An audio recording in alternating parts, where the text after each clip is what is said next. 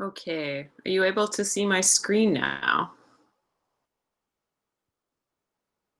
Yes, okay, fantastic. Great. All right, well, thanks everyone for coming in today and listening in on your Saturday. I'm really excited to be speaking today for the very end of the week of Naturopathic Medicine Week. And thanks so much, Boucher, for putting this on. So today we're going to be talking about endometriosis, kind of what's going on right now in the research, what the latest understanding of the disease is, and then what you can do about it, and specifically what naturopathic medicine can do about it. There we go. All right, so just to give you an understanding again of what we're going through today, we'll start off with just a basic overview of endometriosis, what the current theories are, symptoms, etc. Then we'll go into filling in the blanks. So there's been a lot of new understanding about the disease, trying to fill in the pieces to the puzzle in a way. And then finally, we'll go into some of the interventions and what you can do about it. So, sorry, I'm having to flip back between screens here. Just to give you a little bit of a background to me, I have my background in nutritional biochemistry as well as kinesiology and public health research before I came to Boucher. And I've just recently graduated from Boucher in naturopathic medicine, which is quite exciting. And will be starting to practice fairly soon. To give you even more of an understanding about why I'm wanting to do a presentation like this and why I'm actually quite passionate about a disease like endometriosis, I feel like it's really easy when you are dealing with a really complex disease like endometriosis, one that is a bit more difficult to understand, that doesn't have a straightforward, linear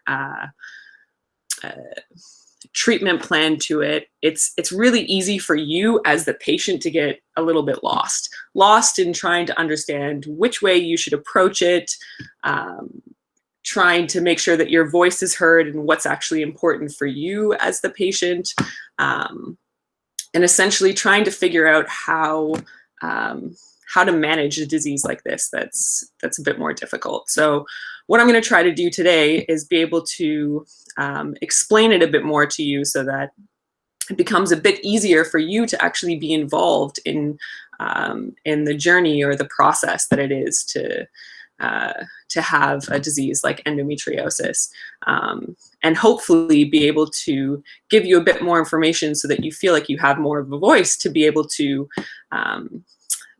be part of deciding which way your treatment goes, what's important to you, and essentially being part of the conversation a bit more. So, okay, let's start off with just the basics here. So endometriosis, it's a disease where you have growth of the endometrium that is outside of your uterus. So that's very straightforward, basic definition. So if you look at the picture at the bottom there, you see that you've got your uterus right here, and just so that we're on kind of the same wavelength for terminology, all of this area around here is the peritoneum. It's kind of the space around the uterus and around some of your other organs. And that tends to be the area where endometriosis goes. You've got three types. Your superficial implants, that's over here, closer to the surface or to your skin. You have ovarian implants, or the endometriomas, or chocolate cysts are one of the, sorry, I'm just making sure. Ooh, okay. The chocolate cysts you may have heard of. Those are the ones that tend to come onto the ovary.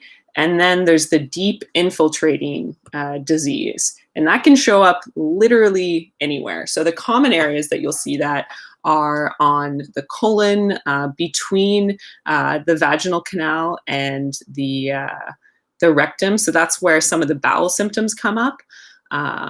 You can have it on top of the bladder, on top of the ureters. You can even have urinary symptoms that come up. But I've actually seen case reports where it shows up some pretty interesting places. The lungs, the nose, the brain. There was one recently that I read about endometriosis in the knee. So there is the theoretical potential that it can show up anywhere, but these are the most common sites. And just to get an idea of kind of the largeness of this disease, 1 in 10 women have endometriosis, which is huge. 1 in 10 women of reproductive age, I guess I should say. And some even say that this is being a little bit conservative, that the numbers are actually quite a bit bigger than this. And it takes usually about 5 to 10 years to get diagnosis, which is pretty, it's pretty mind-boggling that a disease that's common, we still know so little about it that it takes that many years for women to be able to get to a diagnosis. Let's keep going here. All right, so symptoms. We have at the top, these are kind of your, whoops. Oh, sorry guys.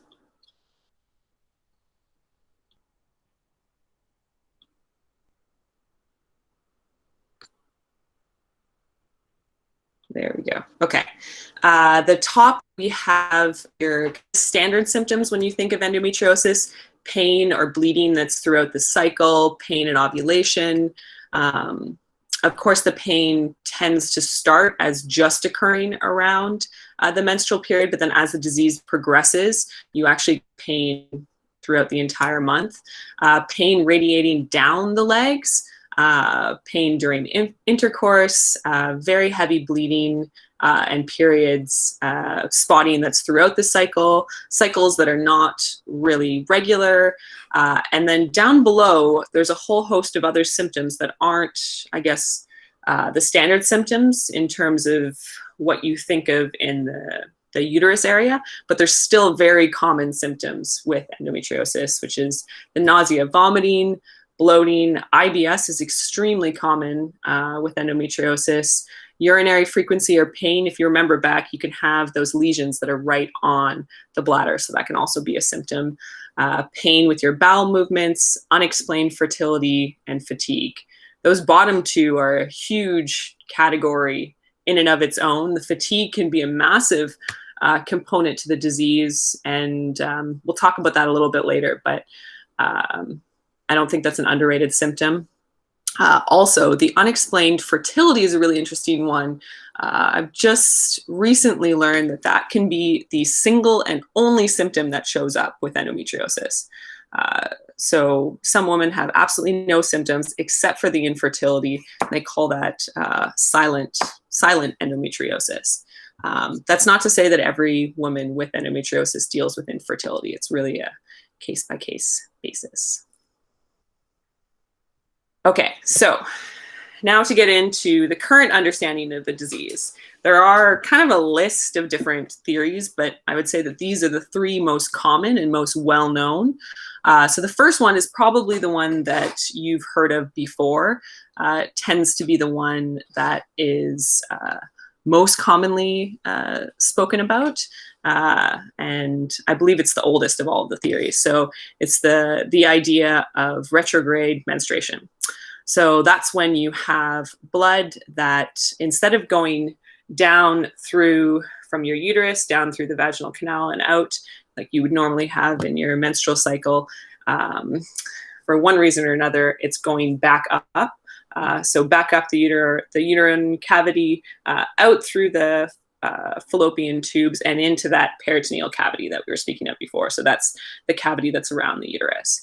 The second theory, it's actually called the colonic metaplasia theory, but this is just a bit of a simpler terms for it.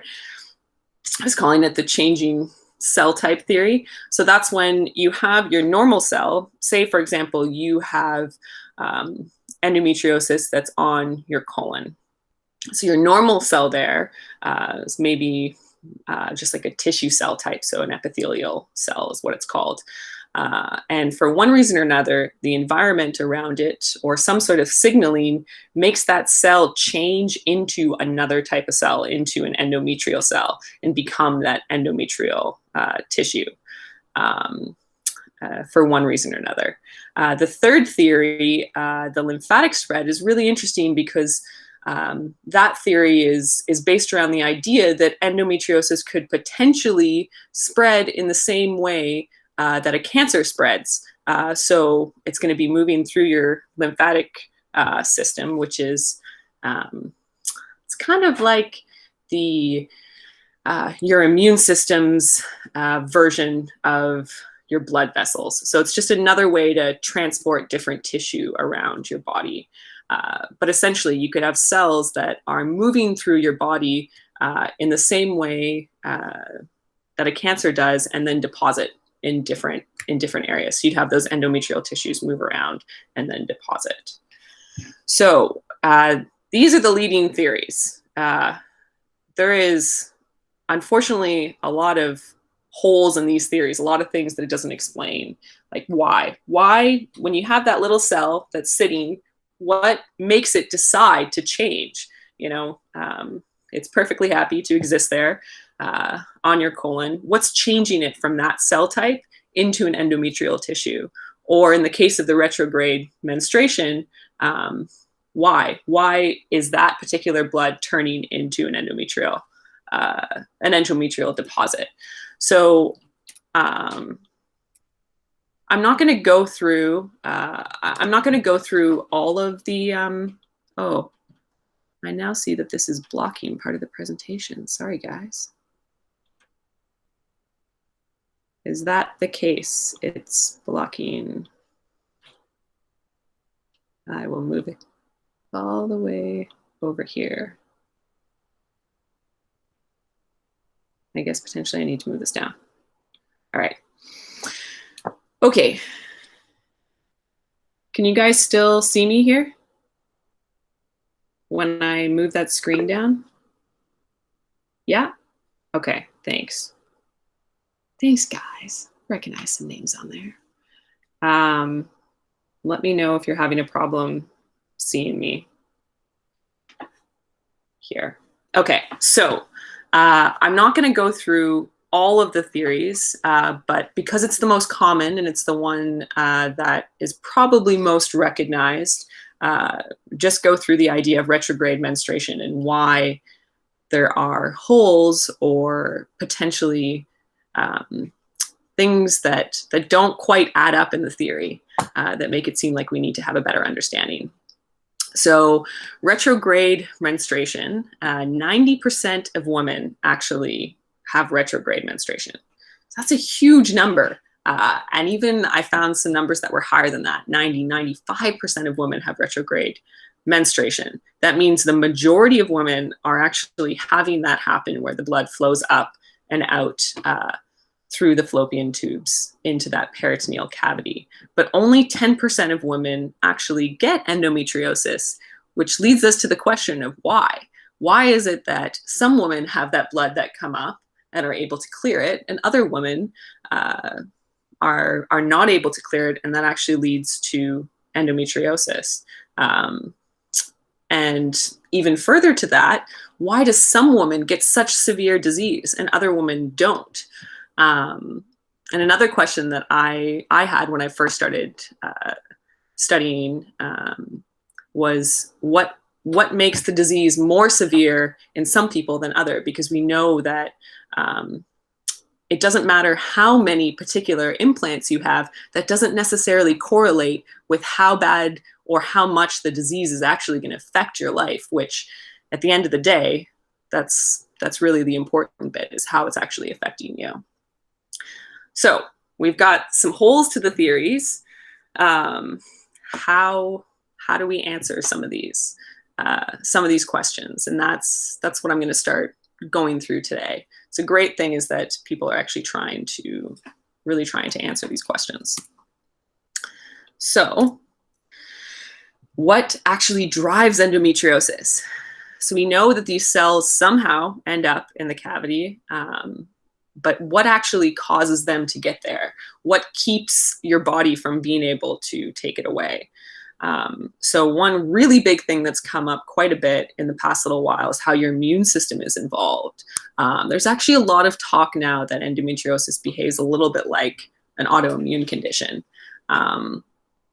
But essentially, the idea that your immune system is involved, whether it's dysfunctional, not acting quite properly, it allows for those deposits to get there and stay there, and potentially drives that. The second one, obviously, this one is talked about a lot more. It's a lot more common, the fact that hormones are involved in that. I think that's probably already known to you right now. And it's generally the area that treatment comes from right now. The third, I'm not going to talk massively about genetics today, but I just want to say that it is involved. I believe it's about a 5 to 8 time increase of having endometriosis if someone else has had it in your family. Although it's a little bit, there's a bit of a difficulty with that because endometriosis is so difficult to diagnose. Sometimes you won't even know. I've had certain patients who will just describe, oh yeah, my mom used to always complain about her menstrual cycle, or like my grandma had her uterus taken out. I have no idea why. So sometimes it's not quite straightforward that they were actually diagnosed with it, but there's definitely a family link. The fourth, that is also a really big up and coming area and seems to have more and more traction, is the fact that the environment is really a big factor in endometriosis. And when I say environment, that can pertain to a whole host of different things. So toxins that you're exposed to, food that you're eating, stuff that's on the food that you're eating. Stress is a massive factor in affecting a whole host of things on this list, whether that's your immune system, your hormones, even your genetics. And even things like the air that you're breathing, the water that you're drinking. There's been little holes that have been poked in the approach that the past approach, where it was just the hormones that we were looking at, and environment is one of the things that is really filling in that hole to explain what really drives it.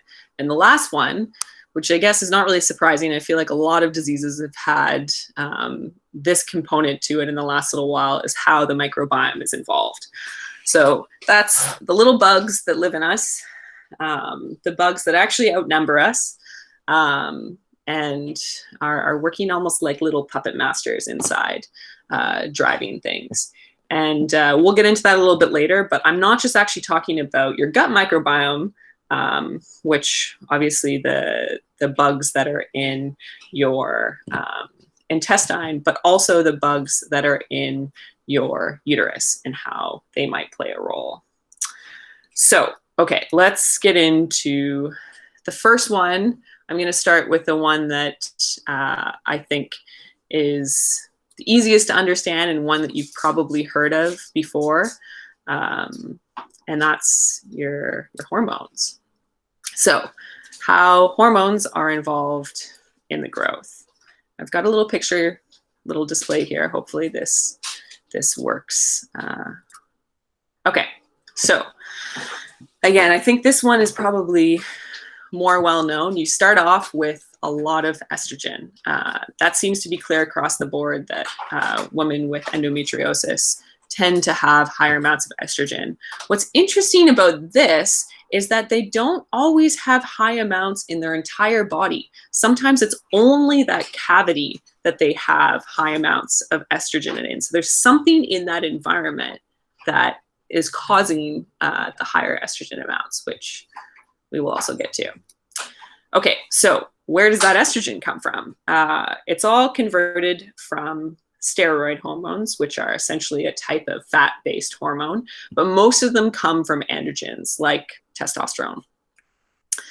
And they're converted by an enzyme called aromatase, which is a fairly important enzyme just because there's a lot of things in the environment that actually dictate how much this enzyme is actually working. And they found that in endometriosis, this enzyme is really overactive. So it's not just that you've got a lot of estrogen hanging out in there for one reason or another, but the enzyme that actually creates estrogen is overactive.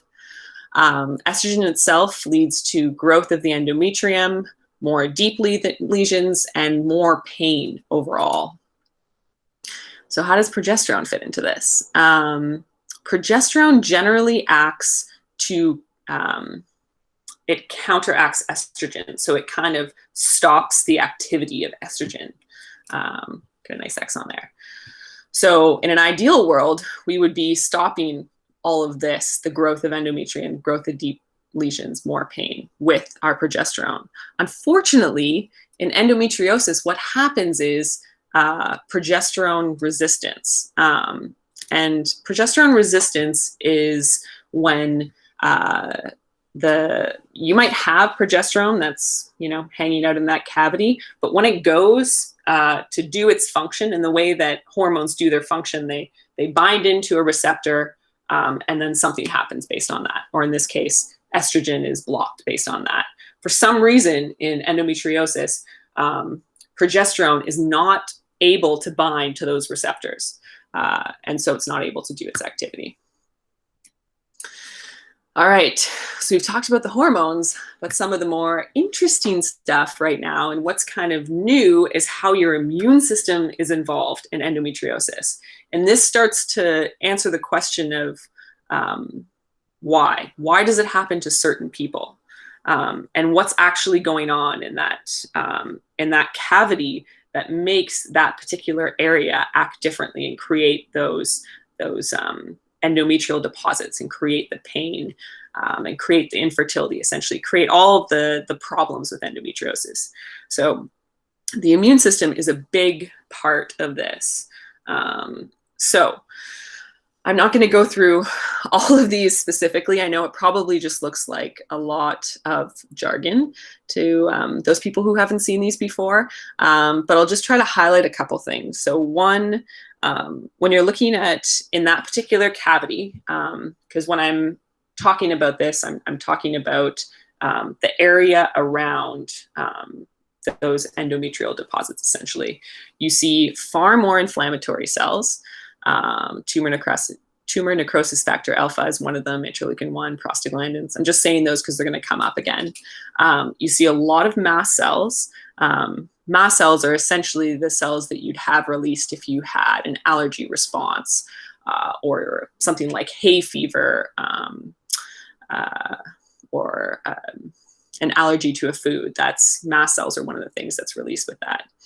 But you also see things that show that it's a really long-term inflammatory condition. The inflammation has kind of been there for a while. NF-kappa beta is one of those. You also see a lot of macrophages, which macrophages are actually a big part of endometriosis. They're the things that should be going in there in a normal person. I almost think of macrophages like Pac-Man. They're like going in there and just like chomping away and eating the stuff. And they should be going in and eating that particular tissue that's causing the issue. But in the case of endometriosis, even though you have more of these macrophages, if you look over on the other side, they actually don't work properly. So they're hanging out, they're causing a bunch of problems, but they're not actually working properly to eat the macrophages. You also have a bunch of cells that cause more blood vessel growth. And more blood vessel growth generally means more bleeding. It means more tissue growth, more of those deposits. And you also see a lot of autoimmune markers, which is really interesting because you don't really think conventionally of endometriosis as an autoimmune condition, but it behaves a lot like one. Having antibodies in there, things like interleukin-17, which you see with all sorts of other autoimmune conditions. On the other side of things that are not working, Your T regulatory cells are a big piece of endometriosis. They don't entirely understand how it works yet, but they just know that these cells are not doing their jobs. They're kind of like the overseers of the immune system. They help to turn things off so that you're not, having as many of these inflammatory cells. And for some reason, they don't work properly in endometriosis. So now, I just want to try to explain how everything that we've just talked about in the immune system actually works with and around all of the hormones. So they really affect each other quite a bit. So let's see if this works. Okay, so this is what we talked about in the past. We've got lots of estrogen, and then we have all of the growth that comes from that. The progesterone is trying to turn the estrogen off, usually not doing a good job. We have the aromatase here, which is the enzyme that makes lots of the estrogen. Okay, so here's some of your inflammatory factors that we talked. You don't have to remember these names, but just know this is inflammation right here. Now, what the inflammation does to the progesterone is causes more of that progesterone resistance. So you remember we were talking about how that progesterone resistance leads to not being able to shut off estrogen, essentially. A lot of the inflammation is one of the reasons for why progesterone can't do its job properly, essentially. What's interesting is progesterone resistance actually works to cause more inflammation. So there's this like cycle here, this positive feed-forward cycle that essentially leads to more and more inflammation. Yeah, this one as well also leads to more blood vessels. Okay, now on this side we have, you remember our dysfunctional macrophages? So those are the ones, the Pac-Men essentially. They are not doing their job. They're not eating the lesions. They're kind of just creating a lot more havoc. So they lead to more blood vessels, more deep lesions as well. This is the autoimmune marker. That one also leads to more blood vessels. So you'll see it's kind of it's a little bit of a cycle here. Another one to throw in here. Oh no. Oh, updates. Sorry, guys. Computers always want to do updates. Okay, so these are prostaglandins, but for sake of just understanding, think of this as inflammation. Also causes more of this enzyme that causes more estrogen. So again, you see all of these inflammatory markers down at the bottom here, up here, they're causing this hormonal issue to be worse and worse. So it's not just the hormones itself that's causing problems. The last thing that I wanted to talk about was mast cells. What's really interesting that they've found in endometriosis, that these mast cells, again, those are the ones you think of allergies, hay fever, that kind of thing, asthma. These mast cells actually will cluster around your nerves. They're kind of all hang out around their nerves, and then they'll release a massive amount of cytokines, which are essentially like little inflammatory molecules. And it's kind of like the mast cells just bring the party. They bring the party to the nerve cells, and the nerve cells are like, oh, great, huge party, and get really, really excited. Unfortunately, the problem with nerve cells getting excited is that's what leads to a lot of the pain. So, we can talk a lot about growth of lesions, but I also think it's really important to talk about what's actually causing the symptoms in endometriosis. And mast cells is one of the answers to that. Now, I said that we were going to talk about this, the microbiota. This has been brought up a lot lately because they're trying to figure out why. Why is the immune system not functioning properly in endometriosis? So we know that gut bacteria are directly involved in immune regulation. I could probably do another whole talk on that. I think actually there was a talk earlier this week where they talked about that. But you have this this idea that your immune system is regulated by these little bugs. And what they've found is that bacterial byproducts from the gut can actually cause things like, you remember those little Pac-Men that couldn't eat properly? They found in endometriosis that there's certain bacteria that will cause the release of a bunch of those macrophages that can actually travel down to the uterus, or, sorry, not the uterus, but the area around it, and cause a huge amount of inflammation. But also you have these immune cells, these little macrophages that aren't able to work properly. They're not able to actually eat the implants, for trying to keep up with my Pac-Man picture. What's interesting, they've actually shown that if you kill certain bacteria in the gut, you can actually stop the progression of endometriosis and sometimes even regress it. So they've started to show that there's actually a link between the kind of bugs that are in your intestine and how the endometriosis will actually progress. What I found really interesting is that I think we always think of the microbiome, we think of the gut, which is really important, but there's a whole other area that actually has microbes, which is your uterus. So this is not a sterile area. It's really easy to think of anything inside the body, totally sterile, but there's actually a bunch of immune a bunch of immune cells that are in there. And what they've shown is that immune cells from your oral microbiome, from your gut microbiome, those can actually go through your blood system and land in that endometrial tissue and cause all sorts of changes there to the immune system. They've actually even shown that, actually I think this is on the next slide, yeah. They've shown that people with endometriosis are far more likely to have contaminants in their menstrual blood. So they found a lot of E. coli in menstrual blood, which is interesting. And that E. coli should not be in there. There are bugs in there, but E. coli is not one you want in there. They've also found increased levels of essentially a bacteria-created product called LPS. So it just shows us that there is something going on in there, that the bacteria are not necessarily the ones that you want in there.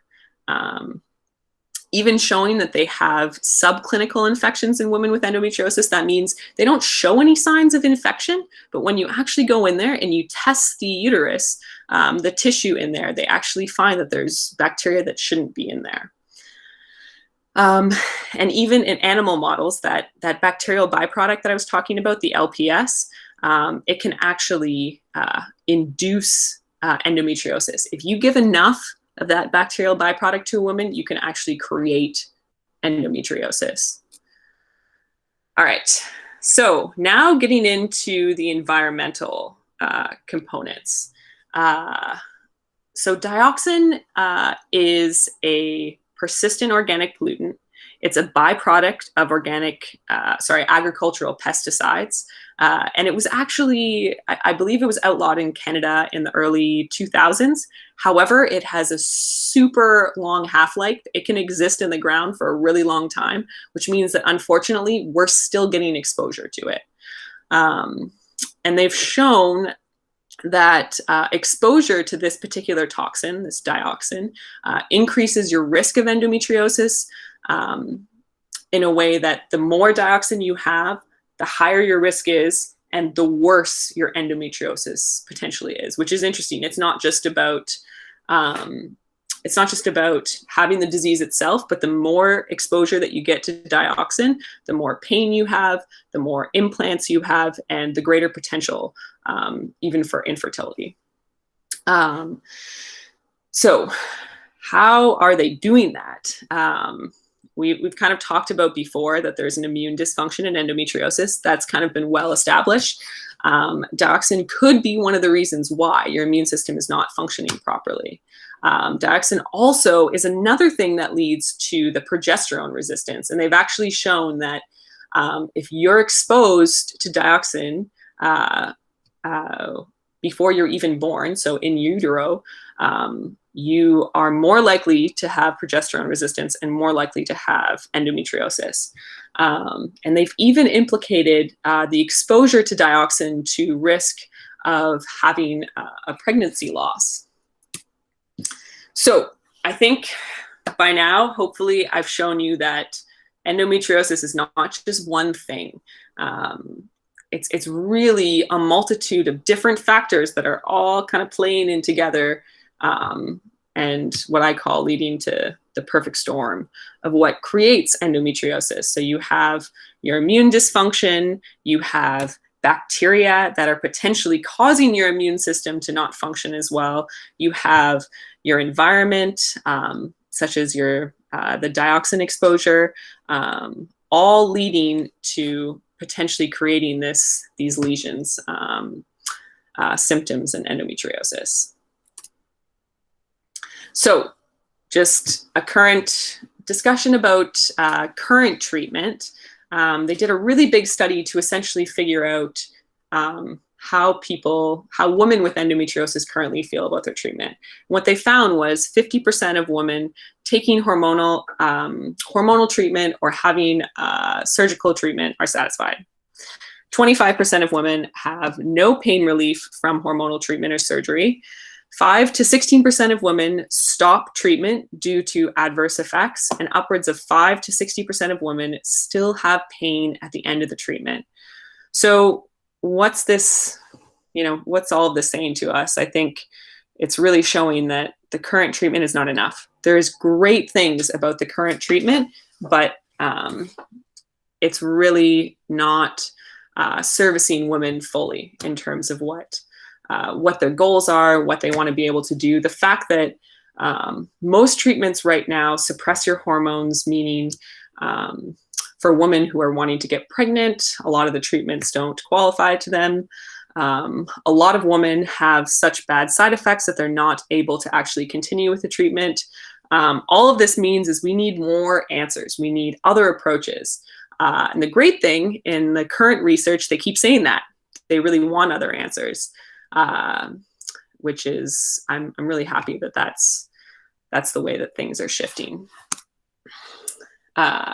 So with all that in mind, where to start with all of this? I know probably there might be a little bit of an information overload. I apologize for that. But hopefully you've just gotten a little bit of an idea of where it's all coming from. And where we start is actually really, really simple. What are your goals? It's very, very easy as a person who has a complex disease to get kind of lost in other people's agendas in terms of potentially what a doctor thinks is important for you. So it's really important for you to try to make sure that you understand what's important for you, whether you've had surgery and you're trying to avoid having more lesions come back up again. You want to stop the progression of the disease, whether you're trying to get pregnant and fertility is what's really important for you, whether pain is a massive factor in your life. Really, I think that a big part of endometriosis endometriosis treatment is making sure that you are really saying to your doctor, whoever your provider is, this is what's important to me. This is how the disease affects me. Ultimately, that is the most important, how the disease affects you as a patient.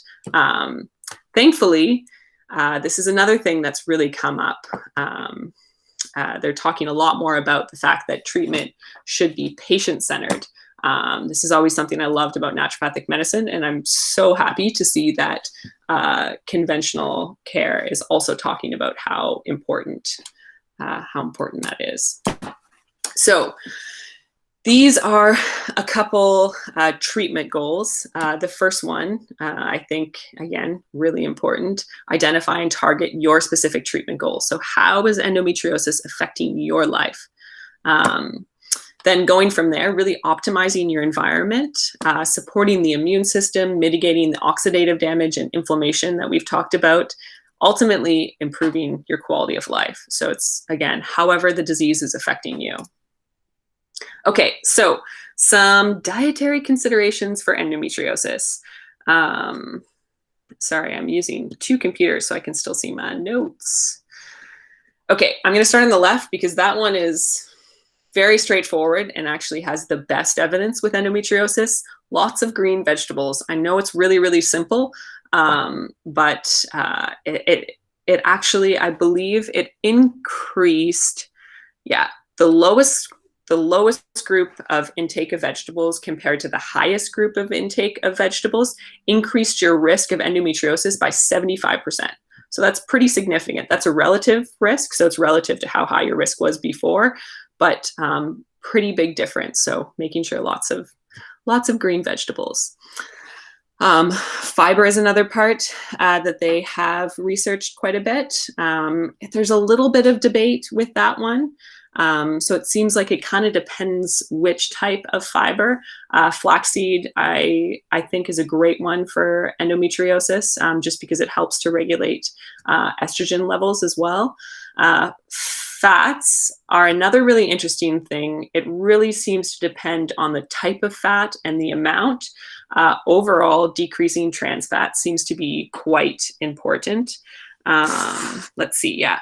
The woman in the highest level of trans fat intake had a 50% increase chance of having endometriosis. So trans fats are a big one. Also, making sure to eat polyunsaturated fats. Those have also been shown to decrease your risk of endometriosis. The key things seem to be eating those fats in moderation. So I don't think that keto diet would be a great idea for endometriosis. It seems like high fats are also not good, even if they're healthy fats, like polyunsaturated fats. The last one is the thought around meats. So overall, increasing fish consumption seems to make a big difference in terms of progression of the endometriosis, as well as limiting red meat consumption. I'll talk about that a little bit more as it pertains to toxins. But for the most part, the lowest risk for endometriosis was people who ate around 1 serving of red meat per week. Okay, other dietary considerations. These ones are a little bit more controversial. So I'm going to mention them and really say that always think about that first treatment goal that I talked about of what your goals are, what's important to you. I think that that's always important to consider when we're talking about diet. So gluten, there's actually been 2 studies that have looked at gluten, one for 12 months of taking out gluten, one for 6, and both had a fairly significant decrease in pain. Now, again, that's only 2 studies. Can take that for what it's worth. Clinically, a lot of people talk about, a lot of people have seen the success of gluten, taking that gluten out. I think partially because of how it interacts with the immune system. Coffee is another one. Again, this really depends on the individual, but it seems to be the sweet spot is less than 1 cup a day. Dairy, I'm going to say, is not straightforward. It really depends on the specific symptoms you're having. It seems like pain and dairy are very linked. Some other therapeutic diets that have come up with endometriosis treatment, low histamine diets can be really great, especially if you're someone who has other symptoms of high histamine, like having a lot of rashes, asthma, potentially acne.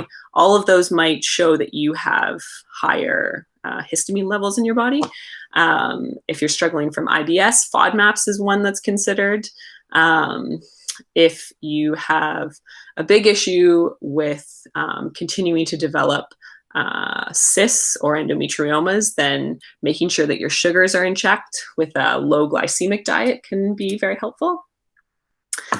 Reducing your exposure to hormone disrupting chemicals. So this is one that is interesting. The more research that's being done, the more they seem to be able to show that this is linked to endometriosis. So the best way to do this, because a lot of the ones that are causing problems have been banned, but they're still in our they're still in our food intake, is to have leaner meats. They tend to be fat-soluble substances like the dioxins we talked about before, and so you find them in the fat of plants. Another great thing is to use the Dirty Dozen or the Clean 15 to kind of decide what you're going to buy organic, and generally increase the amount of green veggies you're taking. It's another great advantage to them because that'll help bind to some of those toxins to take them out of your body.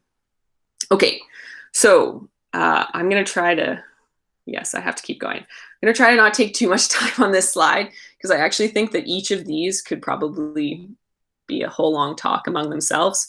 But when it comes to endometriosis, you really have to start with that microbiome health. So that means assessing how well your gut is functioning and how well your uterus lining is functioning. It's kind of interesting. There's an idea of a leaky gut actually might mean a leaky uterus. So assessing in terms of whether you're just looking at the symptoms that are going on there to doing more intensive testing where you can actually test the specific microbes that you have to show do you have markers of the ones that can cause that immune dysfunction that we're talking about. Removing the immune disruptors. So we talked about the dioxins, that's definitely a part. But also looking for things like molds or metals or low-lying infections. All of those things can affect your immune system. So even before we're giving support, we want to make sure that there's not something that's disrupting, that's causing it to be worse. Mental and emotional support. This is one box, but I think it's so important, especially with such a difficult disease like endometriosis. You really need to have some good support on your side, whether that's a counselor, whether that is meditation, hypnosis.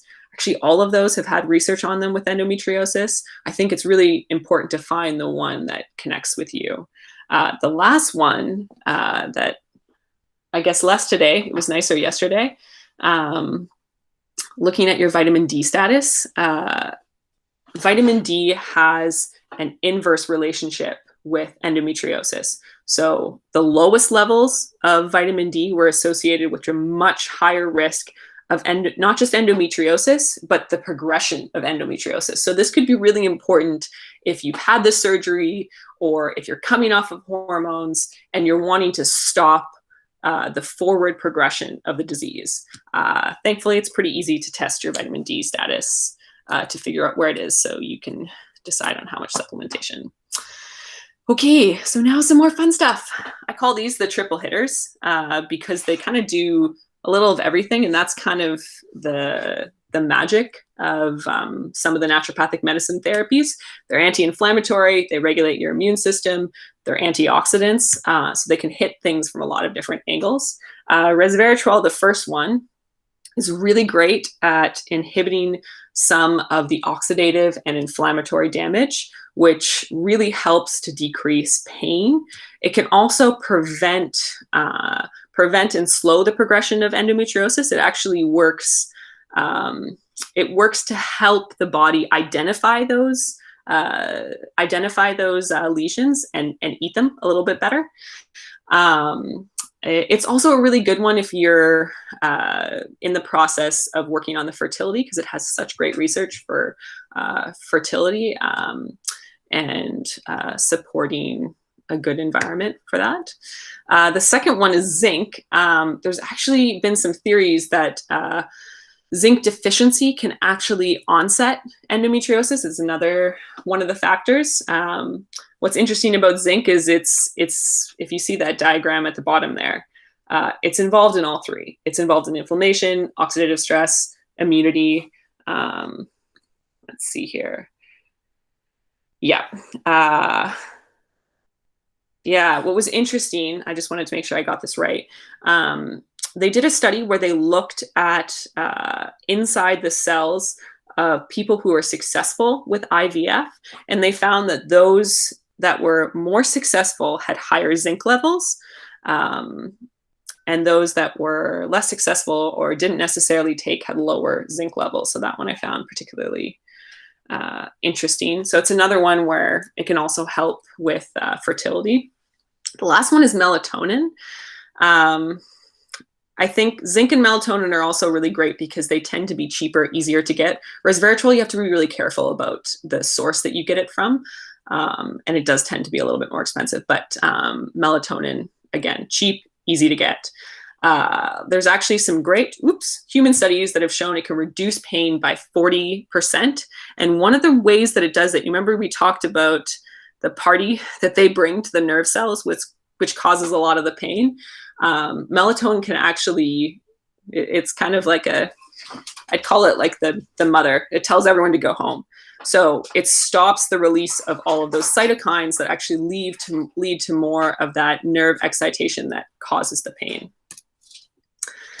Some other support that we could look at in supporting endometriosis and those treatment goals. Omega-3s are always phenomenal when we think of anti-inflammatories. They also do a really great job at helping to regulate the immune system, to teach the immune system how to function normally again. Vitamin C and vitamin E. Also, some great research when it comes to endometriosis in terms of fertility support, in terms of pain, and it's also been shown to actually change the quality of the egg, which is really interesting.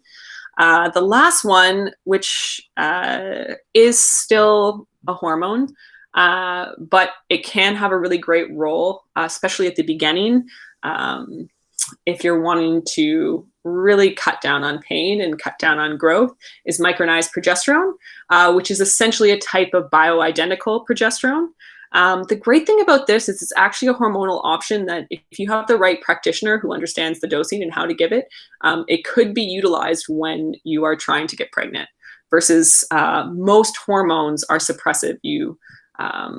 You can't take them when you're trying to get pregnant. But it's really great in terms of helping with that progesterone resistance, inhibiting growth, pain, bleeding. These are just a couple botanical supports. Ginger in particular has some great research on it. The great thing about botanicals is that you can mix and match depending on what the goal of the individual person is, or what your particular goals are.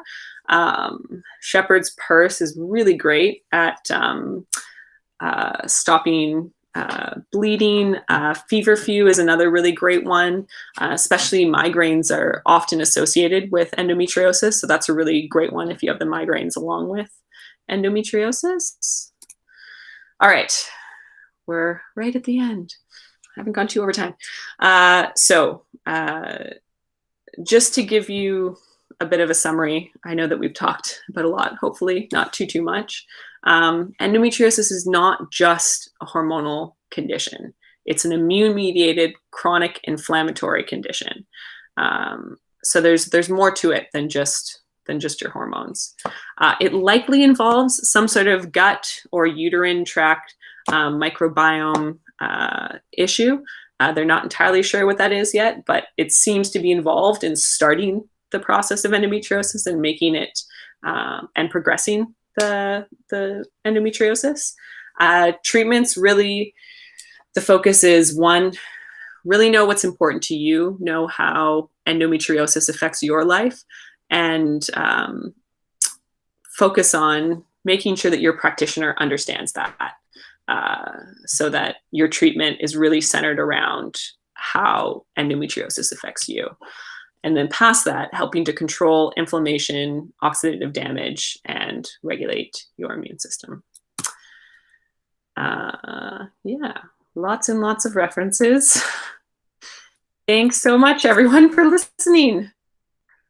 And let's see about this. All right. Any questions? Oh, questions. Oh, okay. Ava, great question. For the cruciferous vegetables, if the patient is hypothyroid, would that work? Okay, so I didn't really talk about it, but Hashimoto's is actually another condition that's often associated with endometriosis. It's another autoimmune condition. an autoimmune thyroid condition. And yes, definitely watching your intake of cruciferous vegetables is important.